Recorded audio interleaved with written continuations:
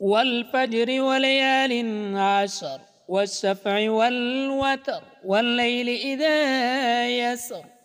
هل في ذلك قسم لذي حجر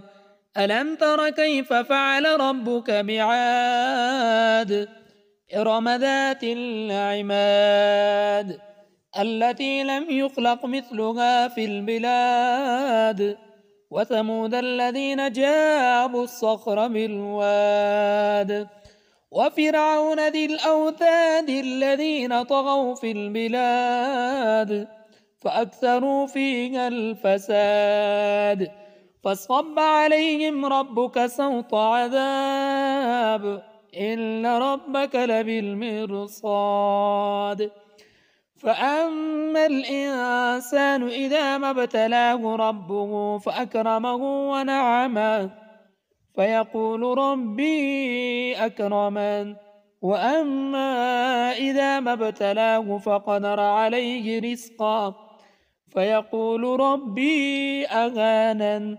كلا بل لا تكرمون اليتيم ولا تحاضون على طعام المسكين وتأكلون التراث أكلا لما وتحبون المال حبا جما كلا إذا دكت الأرض دكا دكا وجاء ربك والملك صفا صفا وجيء يومئذ بجهنم يومئذ يتذكر الإنسان وأنى له الذكرى يقول يا ليتني قدمت لحياتي فيومئذ لا يعذب عذابه أحد ولا يوثق وثاقه أحد يا أيتها النفس المطمئنة ارجعي إلى ربك راضية مرضية